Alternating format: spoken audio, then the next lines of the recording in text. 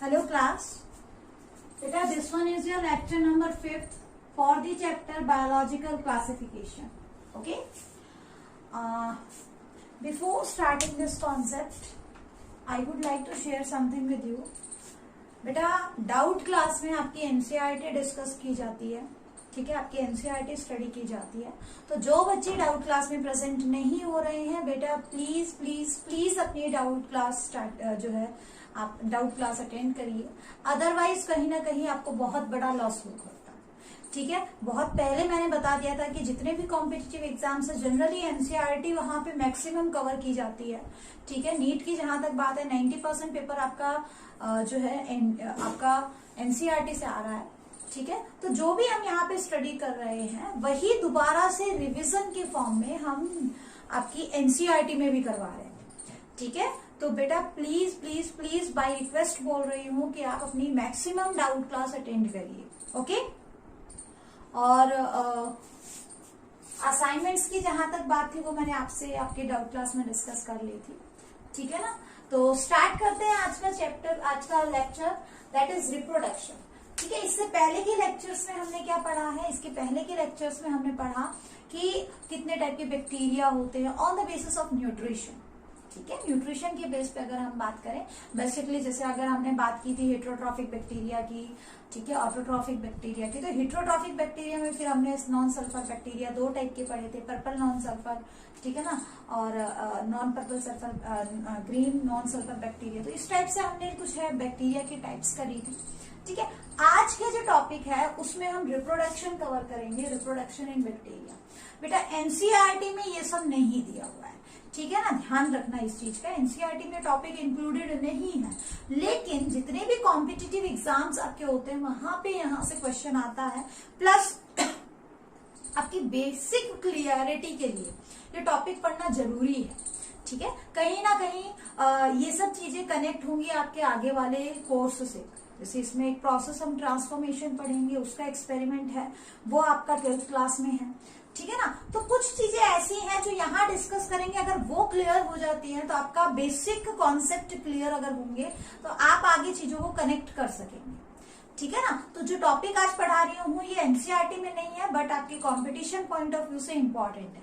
ठीक है, तो देखो बेसिकली अगर किसी भी टाइप के रिप्रोडक्शन की बात कर रहे हैं, अगर हम जो है आपके बैक्टीरिया की बात नहीं कर रही, एक नॉर्मल वे में अगर हम देखते हैं तो आपको रिप्रोडक्शन 3 टाइप का देखने को मिलेगा। 10th क्लास में आपने केवल 2 टाइप स्टडी की है, एसेक्सुअल, सेक्सुअल, बट यहाँ पे एक और टाइप है पैरासेक्सुअल जो सिर्फ बैक्टीरिया में मिलती है, इसको भी हम डिस्कस करेंगे। तो सबसे पहले बात करते हैं एसेक्सुअल रिप्रोडक्शन की। यहाँ क्या होता है, देखो एसेक्सुअल यानी कि कैसा है, मोनोपेरेंटल है। ठीक है, कैसा है, मोनोपेरेंटल। और सेक्सुअल रिप्रोडक्शन कैसा होता है, by parental.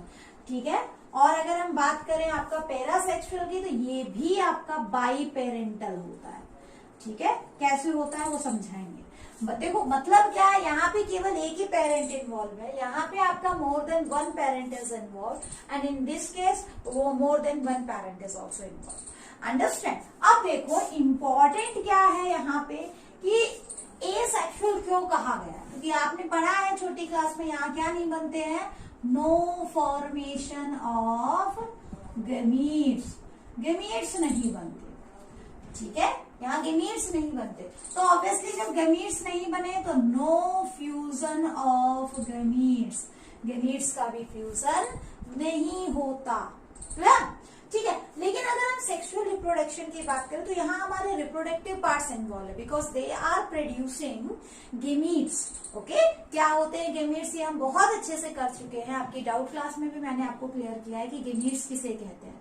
These are haploid sexual cells और germ cells, okay, which take part in reproduction. तो देखो बाई पेरेंटल, तो यहाँ पे क्या होगा बेटा, आपके रिप्रोडक्टिव पार्ट्स इन्वॉल्व होते हैं।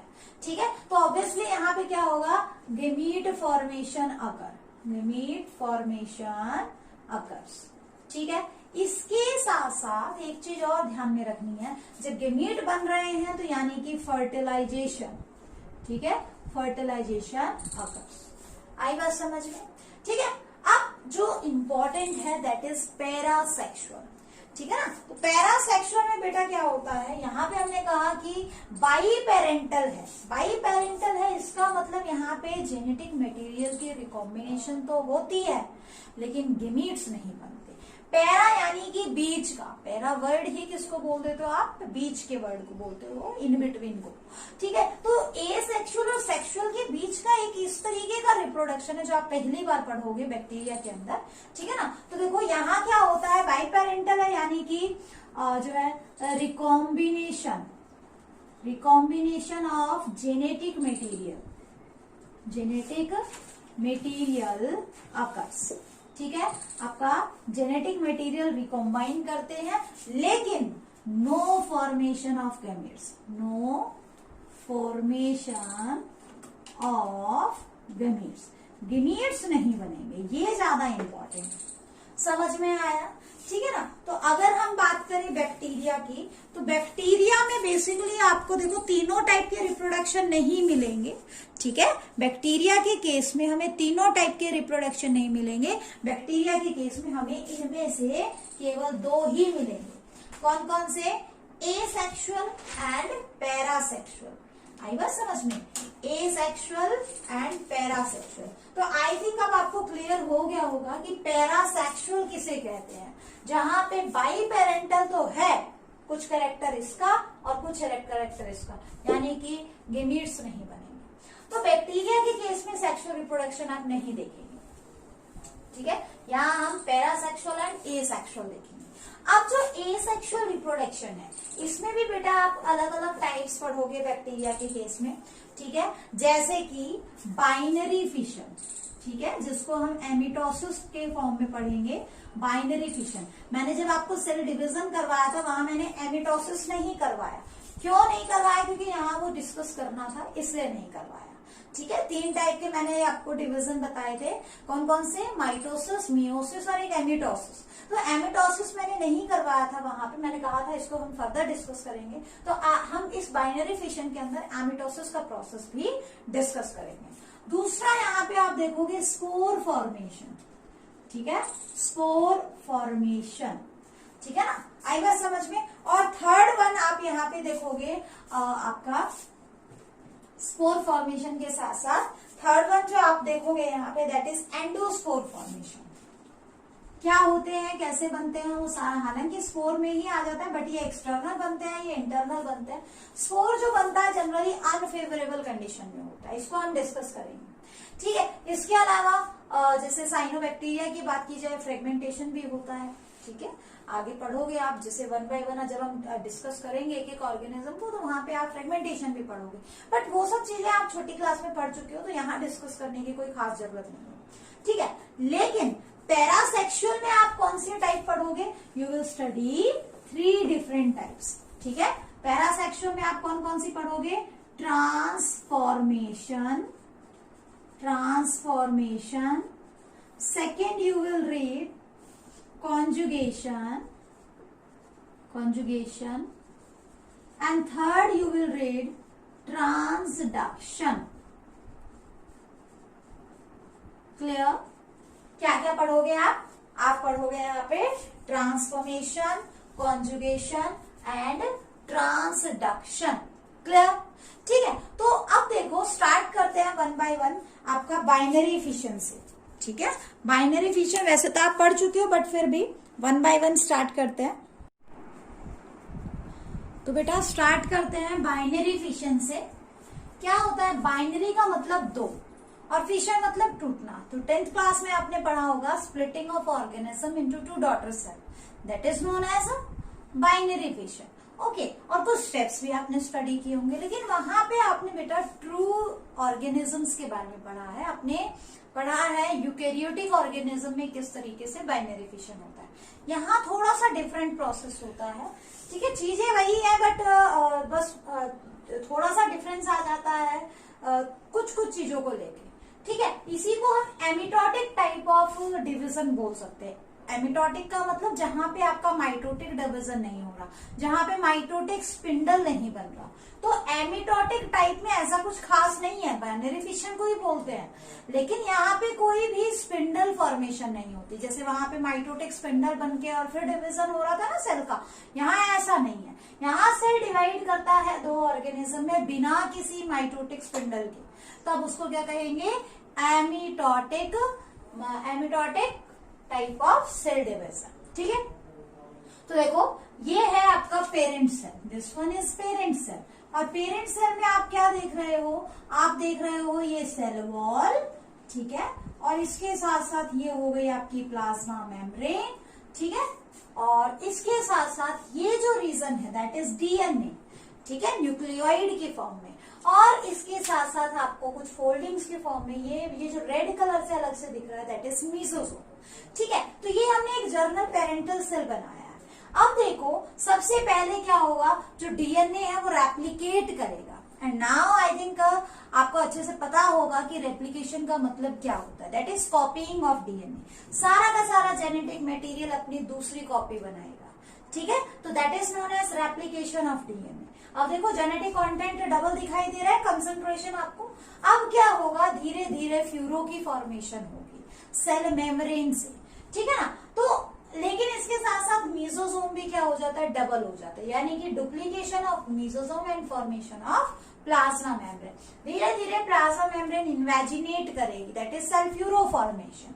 ठीक है, अब इसके बाद क्या होगा कि ये दोनों आपस में अंदर की तरफ मर्ज करते करते करते करते एक दूसरे के साथ बिल्कुल मर्ज हो जाएंगे, और जब ये एक दूसरे के साथ मर्ज होंगे तो एक क्रॉस वॉल की फॉर्मेशन हो जाएगी, इनके बीच में सेल वॉल का मटेरियल जो है वो आ जाएगा, ठीक है, और एक क्रॉस वॉल बन जाती है, that is cross wall formation, clear. और ultimately it will divide to form two daughter cell. ठीक है, तो बहुत ही आसान सा प्रोसेस है, नॉर्मल प्रोसेस है। फेवरेबल कंडीशन में प्लांट जो आपके बैक्टीरिया हैं जनरली इस टाइप का रिप्रोडक्शन शो करते हैं। लेकिन अगर हम बात करें आपका किस टाइप की, अनफेवरेबल कंडीशन की, तो अनफेवरेबल कंडीशन में स्पोर फॉर्मेशन होती है। ठीक है, तो एक बार देखते हैं how spore formation occurs in case of bacteria.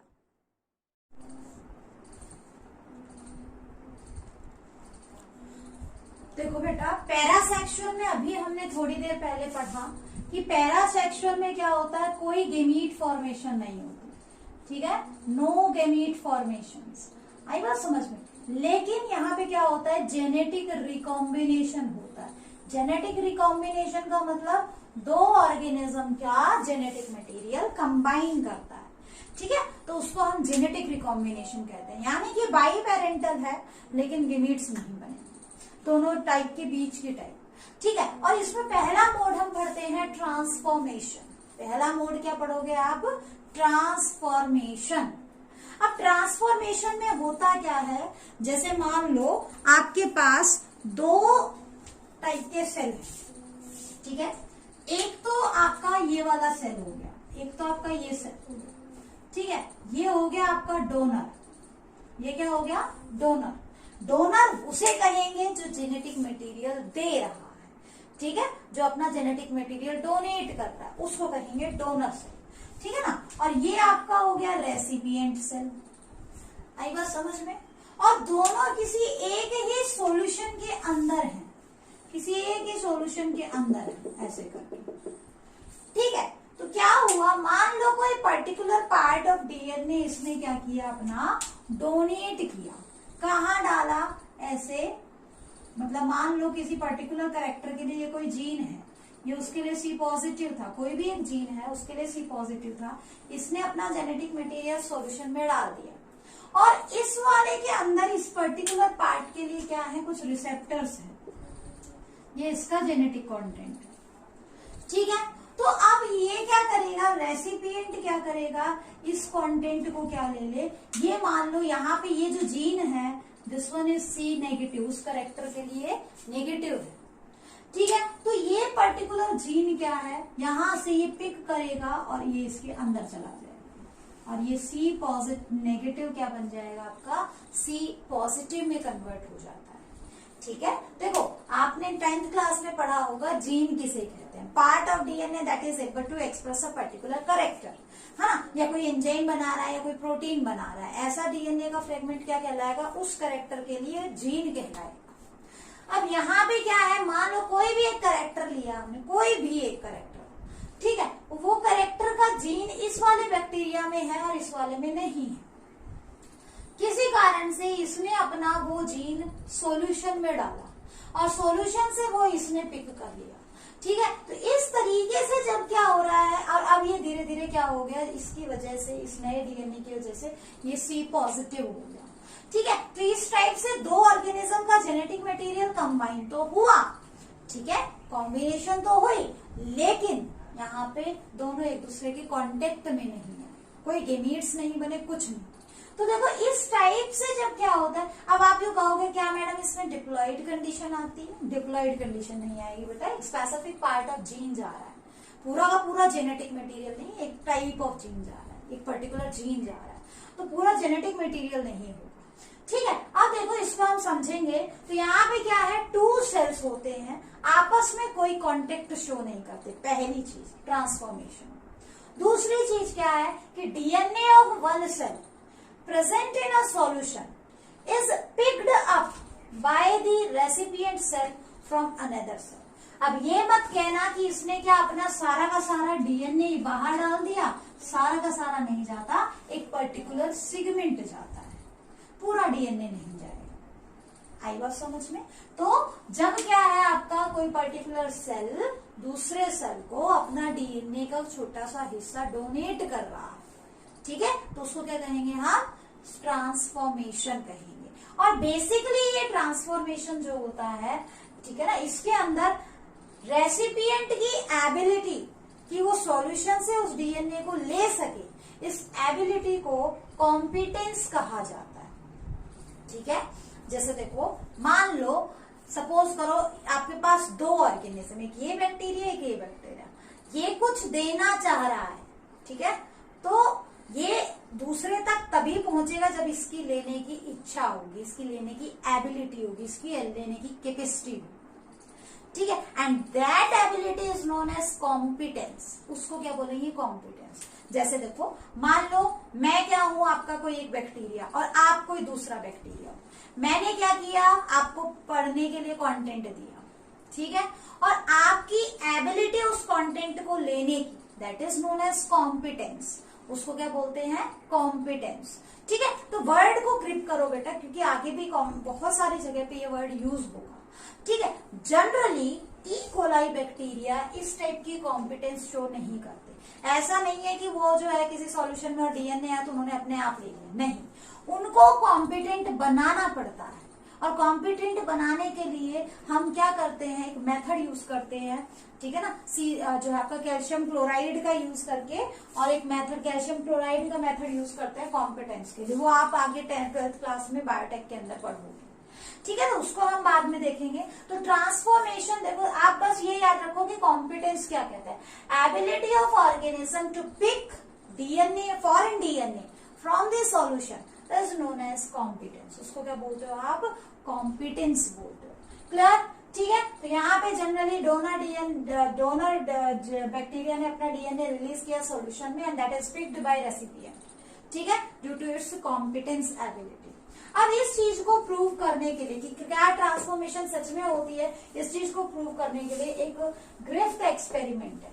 Griffith ने क्या किया, एक एक्सपेरिमेंट करके दिखाया, और उस एक्सपेरिमेंट से उसने प्रूव किया कि समथिंग इज ट्रांसफॉर्म्ड, ठीक है। आगे चल के उसकी फिर जो है ग्रिफ्थ की एक्सपेरिमेंट की, आगे चल के जब रीवैल्यूएशन हुई तो कुछ डिस्कवरर आए जिन्होंने उसके ऊपर काम किया, और बायोकेमिकल कैरेक्टराइजेशन इस ग्रिफ्थ एक्सपेरिमेंट की दी थी। ग्रिफ्थ ने क्या किया 1922 के अंदर, ठीक है, 28 के अंदर, 1928 में उसने क्या किया, एक एक्सपेरिमेंट किया जिसको बेसिकली हम जो है ग्रिफ्थ एक्सपेरिमेंट के नाम से जानते हैं, ठीक है। इसने क्या किया, इसने कुछ बैक्टीरिया लिए, ठीक है, बैक्टीरिया क्या थे आपके, डिप्लोकोकस निमोनिया, ठीक है, इसने जो बैक्टीरिया लिए, कौन से लिए? डिप्लोकोकस निमोनिया बैक्टीरिया लिए। कहीं कहीं पे आपको स्ट्रेप्टोकोकस भी दिखाई देगा, बट आप डिप्लोकोकस याद करो एनसीईआरटी पॉइंट ऑफ व्यू से, क्योंकि आगे चल के आपको पढ़नी है 12th क्लास में। ये एक्सपेरिमेंट बेटा आपके डिटेल से, डिटेल क्या यही सेम एक्सपेरिमेंट है, तो यहाँ पे भी पढ़ा देती हूँ, वहां पे भी पढ़ लेना, ठीक है। इन्होंने डिप्लोकोकस निमोनिया लिया। अब इस बैक्टीरिया की दो टाइप थी, दो स्ट्रेन कह सकते हो आप, दो टाइप कह सकते हो आप, ठीक है ना। अब वो स्ट्रेन क्या है, देखो इस बैक्टीरिया के दो टाइप कह लो या स्ट्रेन कह लो, स्ट्रेन यानी अलग अलग टाइप ही बोल सकते हो आप। एस थर्ड टाइप और एक आर सेकेंड टाइप, ठीक है। एस थर्ड टाइप और एक आर सेकेंड टाइप। इस एस थर्ड टाइप में ये तो क्या होता है, दिस वन इज कैप्सुलेटेड, ठीक है, और वायरुलेंट होगा। बताती हूं अभी इसका मतलब क्या है। ये आपका नॉन कैप्सुलेटेड और कैसा है, नॉन वायरुलेंट। क्या मतलब है इस चीज का, देखो वायरुलेंट नॉन वायरुलेंट का मतलब देखो, पहले ये समझना जरूरी है। अगर आपका बैक्टीरिया एस थर्ड स्ट्रेन का है, एस थर्ड टाइप का है, तो क्या होता है कि इस बैक्टीरिया के अंदर, इस बैक्टीरिया के डीएनए में एक स्पेसिफिक जीन है, जिस जीन की वजह से, जब जीन जो एक्सप्रेस कर रहा है उसकी वजह से इसके ऊपर ऐसे एक कैप्सूल की कोटिंग आ जाती है, ऐसे कैप्सूल बन जाता है। और ये कैप्सूल बेसिकली क्या करता है, एनिमल के अंदर इस कैप्सूल की प्रेजेंस की वजह से एनिमल की बॉडी में क्या हो जाता है, निमोनिया हो जाता है और एनिमल की डेथ हो जाती है। तो डेथ टेकिंग है, तो इसका मतलब यहाँ पे क्या है, ये वायरुलेंट यानी कि हमारे लिए टॉक्सिक है, हमारे लिए खतरनाक है, तो इसको क्या बोला हमने, वायरुलेंट बोला, ठीक है। अब क्या है, जो दूसरी स्ट्रेन है, आर सेकेंड वाली स्ट्रेन है, आर सेकेंड में क्या होता है, डीएन देखो है तो ये डिप्लोकोकस निमोनिया पूरा एक ही तो बैक्टीरिया, इसके अलग अलग टाइप ही तो देख रहे हो। इसमें क्या होता है, ये तो सी पॉजिटिव हमने बोला, इसमें क्या होता है, ये सी नेगेटिव है, इसमें ये जीन जो है वो एब्सेंट है। किसका, कैप्सूल बनाने वाला जीन एब्सेंट है, इसीलिए कोई कैप्सूल नहीं बनती है। कैप्सूल नहीं बनती तो ये नॉन वायरुलेंट है, ये निमोनिया कॉज नहीं करता, पर्सन की डेथ नहीं होगी, एनिमल की डेथ नहीं होगी, ठीक है। अब क्या किया, ग्रिफ्थ ने एक एक्सपेरिमेंट करके दिखाया जिसमें उसने 4 स्टेप फॉलो किए। 4 स्टेप में उसने क्या किया, 4 स्टेप में उसने पहले क्या लिया, उसने लिया अपना एस थर्ड स्ट्रेन, इसको डाला माइस में, ठीक है। माइस को निमोनिया हो गया और माइस मर गया, ठीक है, माइस वॉज डेड, ठीक। फिर उसने क्या लिया, आर स्ट्रेन दिया, ठीक है, माइस में डाला, माइस क्या था, सरवाइव कर गया, लाइव।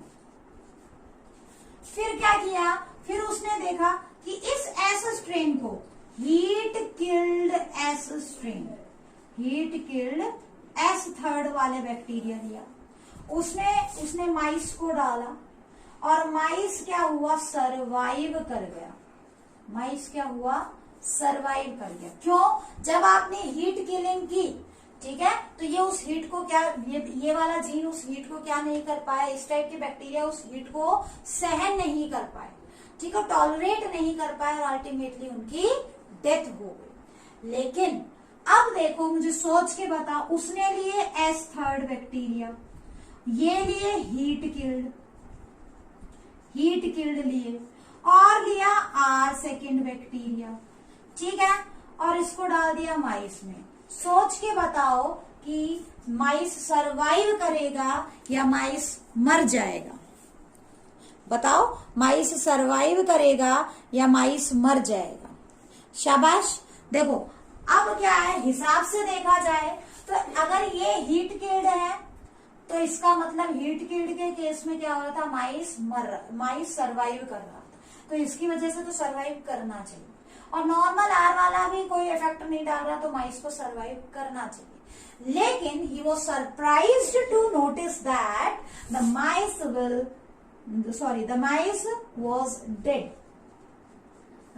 वाज डेड, माइस मरा हुआ निकला। अब उसने क्या देखा, अब उसने अपनी कंक्लूजन निकाली इस एक्सपेरिमेंट से, और कंक्लूजन में क्या देखा, उसने क्या कहा, उसने कहा कि something has been transformed from S strain to R strain that makes it S strain, मतलब दैट मेक्स देम वायरुलेंट। मान लो ये आपका बैक्टीरिया था, कौन से वाला, एस स्ट्रेन वाला, ये क्या है आपका एस स्ट्रेन वाला बैक्टीरिया है, और इसमें आपके पास ये कैप्सूल बनाने वाला जीन है, इसलिए इसको हमने लिख लिया सी पॉजिटिव। ठीक है, अब ये तो हो गया डेड, ये तो आपने हीट किल किया था, हीट किल किया तो ये तो मर गया, मर गया तो देखो सारी की सारी चीजें उसने क्या है, एक सॉल्यूशन में है। ठीक है, ऑब्वियसली मैंने कहा कि एस स्ट्रेन वाला और आर स्ट्रेन वाला इकट्ठा एक साथ डाला है, तो कहीं ना कहीं मीडियम एक है, मीडियम एक है, तो इसी मीडियम में क्या है आपका आर स्ट्रेन भी प्रेजेंट है, इसके ऊपर ऐसे कैप्सूल की कवरिंग है। ठीक है, कैप्सुलेटेड है। तो अब क्या होगा, इसका नॉर्मली अगर हम देखें तो नॉर्मली यहाँ पे ये जो जीन था दैट इज सी नेगेटिव, इस पे कोई भी कैप्सूल फॉर्मेशन वाला जीन नहीं है। ठीक है, तो इसका मतलब इसकी बॉडी पे, इसकी बॉडी के ऊपर कैप्सूल की कोई कवरिंग नहीं है, ये आपका आर स्ट्रेन है, ये आपका एस स्ट्रेन है। लेकिन इसने क्या किया, मरने के बाद ये जो जेनेटिक मटेरियल है इसका कहाँ आ गया है, सॉल्यूशन में आ गया है।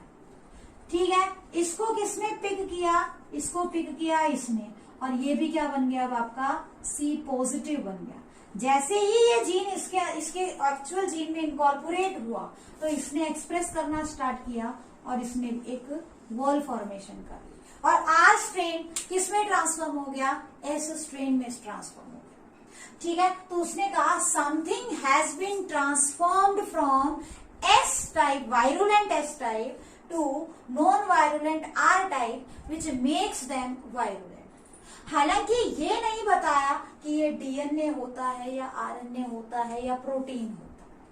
ठीक है, लेकिन बाद में इसके ऊपर एवरी मैक्लियोड और कार्टी ने जो है एक्सपेरिमेंट्स किए और इसकी क्या दी, बायोकेमिकल कैरेक्टराइजेशन दी, जिससे हमें पता चला कि what the thing that was transformed from S strain to R strain was DNA. तो आगे जब आप 12th क्लास में डीएनए की डिस्कवरी पढ़ोगे वहां पे ये एक्सपेरिमेंट बेटा आप पढ़ोगे। ठीक है ना, तो वहां पे आपको और अच्छे से क्लियर हो जाएगा। तो आई थिंक अब ट्रांसफॉर्मेशन आपको समझ में आ गया होगा कि ट्रांसफॉर्मेशन का मतलब क्या होता है। ठीक है, ट्रांसफॉर्मेशन आई थिंक सभी को अब क्लियर हो गया होगा कि ट्रांसफॉर्मेशन का मतलब क्या होता है। क्लियर? ठीक है बेटा, वीडियो थोड़ी सी लेंथी जा रही है। ठीक है, आप ही की डिमांड पे मैंने वीडियो छोटी बनानी स्टार्ट कर दी है, तो इसीलिए बाकी का हम नेक्स्ट क्लास में करेंगे। अब आपका बच जाता है कॉन्जुगेशन एंड ट्रांसडक्शन। थोड़े से कॉन्जुगेशन तो छोटा ही है बट ट्रांसडक्शन थोड़ा सा बड़ा है। ठीक है, ऑब्वियसली इस लेक्चर में दोनों तो क्लियर नहीं हो पाएंगे, अगर मैं कोशिश भी करूँ तो एक तो फिर भी करवा दूं, दूसरा नहीं हो पाएगा। ठीक है ना, तो हम फिर उन दोनों को कल के लेक्चर में कवर कर लेंगे। ठीक है, that's all for today's lecture बच्चों, थैंक यू।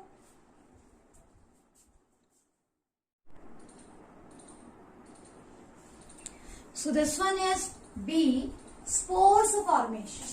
ठीक है बेटा, a large number of asexual spores can be formed in case of bacteria during unfavorable condition. Okay? लेकिन उनके नाम, जैसे आप स्पोरेंजियोस्पोर्स की बात करें, हम ऊडिया की बात करें, ये वाला टॉपिक है ना, किस किस टाइप के स्पोर्स बनते हैं, कैसे कैसे होते हैं, इनको एक्सोस्पोर्स बोलते हैं।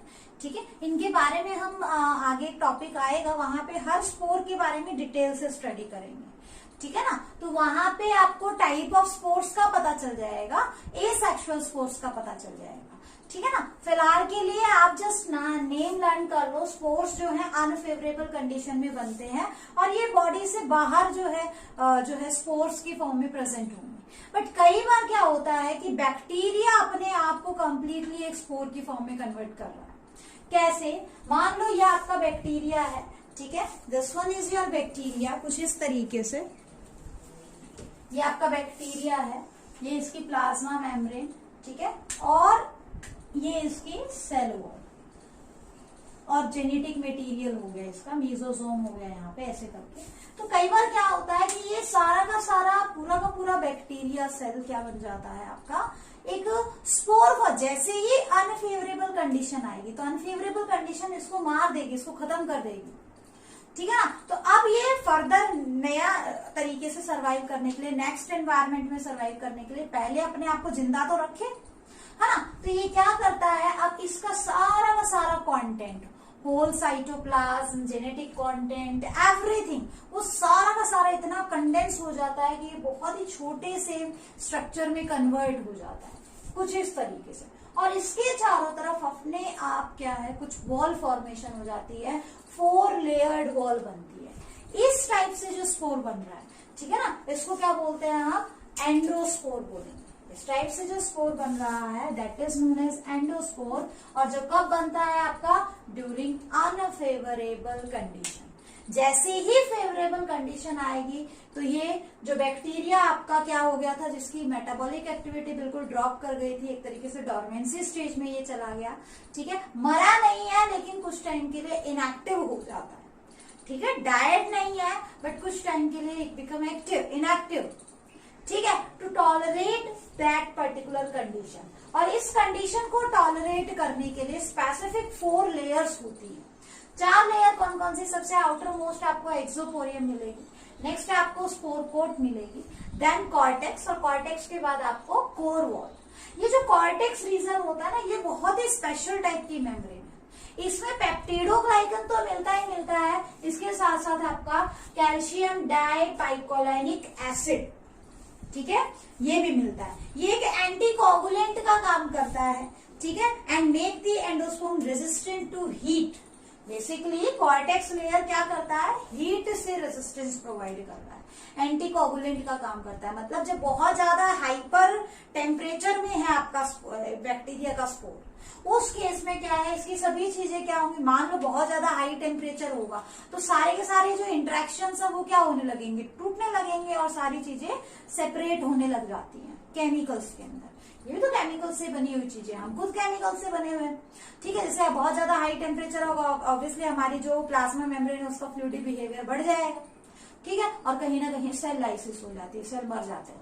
ऐसा ही इसके केस में है, लेकिन ये हाई टेम्परेचर में भी सरवाइव कर सकते हैं। क्यों कर सकते हैं, उसके लिए देखो यहाँ पे इनमें कॉर्टेक्स की लेयर होती है जिसमें कैल्शियम डाइपाइकोलानिक एसिड होता है, जिसकी वजह से ये हाई टेम्परेचर को भी रेजिस्ट कर सकते हैं। इसका मतलब अगर कोई बैक्टीरिया एंडोस्पर्म की फॉर्म में प्रेजेंट है तो वो पाश्चराइजेशन इफेक्ट शो नहीं करेगा। पाश्चराइजेशन का मतलब क्या होता है कि आपने बहुत ज्यादा हाई टेम्परेचर दिया और उसके बाद सडनली क्या किया, आपने टेम्परेचर लो कर लिया, ठीक है, फिर बहुत ज्यादा हाई किया फिर लो कर देते हैं। ऐसे 3-4 बार करते हैं, जिससे क्या होता है, बैक्टीरिया इस तरीके से टेम्परेचर वेरिएशन उसकी बॉडी जो है अडेप्ट नहीं कर पाती इतनी फास्ट और बैक्टीरिया की डेथ हो जाती है। बट ये बैक्टीरिया जो कुछ जिनके अंदर एंडोस्पोर्स की फॉर्मेशन होती है, ठीक है, वो अनफेवरेबल कंडीशन में यानी कि हाई टेम्परेचर वाली कंडीशन में भी सर्वाइव कर सकते हैं, ठीक है, लो पीएच में भी ये सर्वाइव कर सकते हैं। आई बात समझ में। तो बेसिकली अगर हम देखें आपका endospore formation is not a perfectly type of reproduction. Type of reproduction में इसको जस्ट हम इसलिए पढ़ा देते हैं क्योंकि अब जैसे ही फेवरेबल कंडीशन आएगी, ठीक है, जैसे ही फेवरेबल कंडीशन आएगी तो ये बैक्टीरिया आपका यहाँ से इन सभी को पायर्स करते हुए यहाँ से ऐसे बाहर आएगा, ठीक है, और बाहर आके जहां भी ये क्या करेगा, लैंड करेगा, वहीं ये ग्रो करना स्टार्ट कर देगा। तो ये इससे एक नई जनरेशन आ रही है। That's why we are considering this particular part in your types of reproduction, clear, ठीक है। तो अभी तक हमने पढ़ा asexual mode of reproduction. Next is your parasexual mode of reproduction.